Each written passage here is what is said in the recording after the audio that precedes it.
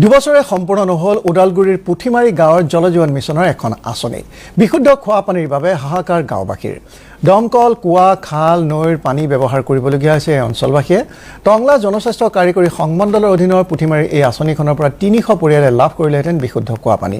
আৰু এই বিষয়ে আমাক অধিক জনাব আমাৰ সাংবাদিক নিপাংকৰ কাকতিয়ে। জলজীৱন আঁচনিৰ যিসমূহ আঁচনি সেই আঁচনিসমূহ ৰূপায়ণ নকৰাকৈয়ে কিছুমান ঠিকাদাৰ গুচি যোৱাৰ বাবে এতিয়া চিন্তিত হৈ পৰিছে গয়া। আৰু এই মুহূৰ্তত মই উপস্থিত আছোঁ ওদালগুৰি জিলাৰ পুঠিমাৰীত। আৰু এখন সৰ্বাংগ সুন্দৰ কোটিটকীয়া আঁচনি, এই আঁচনিখন আজিৰ পৰা ২ বছৰ পূৰ্বে ইয়াতে নিৰ্মাণ আৰম্ভ কৰিছিলে, কিন্তু আজিলৈকে সম্পূৰ্ণ কৰি নিদিয়াৰ বাবে এই গাঁওবাসী এতিয়া চিন্তিত হৈ পৰিছে। কিহৰ কাৰণে তেওঁলোকে কয় দৰমহা পাতি হোৱা নাই, এইটো কাৰণে এই মাহত কৰিম, আগৰ মাহত কৰিম, এনেকুৱা কৰি নহ'লে ৮-৯ মাহ লৈ গ'ল। এতিয়া কৰি আমি ফোন কৰোঁতেও তেওঁ ৰিচিভ নকৰে। তেওঁৰ ঘৰতো গৈছিলোঁ, কৈছোঁ নাই, কৈছে এই সপ্তাহৰ ভিতৰত আহি পালে কামটো কৰিম, এনেকুৱা কৈ পেলাই এতিয়া ফোনে ৰিচিভ নকৰা হ'ল। ঠিকাদাৰ কোন আছিলে? আনোৱাৰ। তেওঁৰ ঘৰ ক'ত? বালিচান্দা। বিভাগীয় মানুহ আহিছিল নে নাই? PHCৰ আহিছিল, ইঞ্জিনিয়াৰ আহিছিল আৰু কলাইগাঁৱৰো হেৰি আছিল, ফিল্ড অফিচাৰ আহিছিল। তেওঁলোকে চাইছে, তেওঁলোকে কৈছে কামটো আৰম্ভ হ'ব, বিলটো হোৱা নাই, সেইটো কাৰণে কামটো ষ্টপিজ হৈ আছে। ইয়াতে আপোনালোকে এতিয়া ৩০০ ঘৰ মানুহে ইয়াৰ পৰা পানী পালে? ইয়াৰ ৩০০ ঘৰ পানী পালোঁ হয়, কিন্তু এতিয়া মানুহবিলাক পানীৰ কাৰণে আশা কৰি আছে।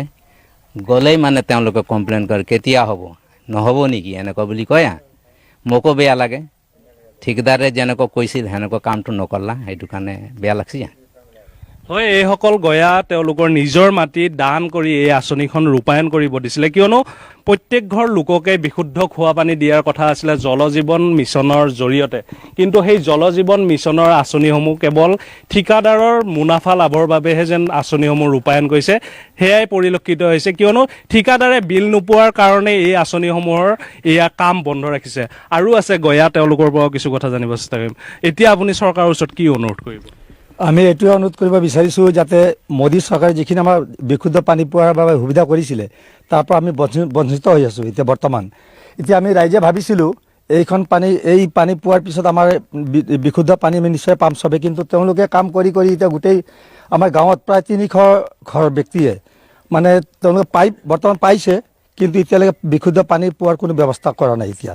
গতিকে আমি চৰকাৰৰ ওচৰত অনুৰোধ জনাইছোঁ যাতে চৰকাৰে ইয়াৰ বিহিত ব্যৱস্থা যাতে লয়। চৰকাৰৰ ওচৰত অনুৰোধ কৰিছে বিভাগীয় কৰ্তৃপক্ষে যাতে এই আঁচনিখন পুনৰ নিৰ্মাণ কৰি এই লোকসকলক প্ৰায় ৩০০ ঘৰ পৰিয়ালক ইয়াতে পানী যোগান ধৰাৰ কিছু ব্যৱস্থা গ্ৰহণ কৰে।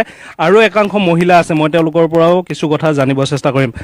বাইদেউ, আপোনালোকৰ এই আঁচনিখন ৰূপায়ণ হোৱাত ইয়াতে কেনেকুৱা লাগিছিলে? বহুত ভাল লাগিছিলে। আমি লেতেৰা পানী ফিল্টাৰ কৰি খাওঁ, গতিকে এই আঁচনি বহাক নি আমাৰ বহুত ভাল লাগিছে। আমি ভাল পানী পাম বুলি আশা কৰি ইমান ফূৰ্তিতে চব মহিলাকেইটাই আছোঁ, কিন্তু এতিয়া দেখোঁ 2 বছৰ হ'ল। ধন্যবাদ জনাইছোঁ নিপাংকৰ কাকতি।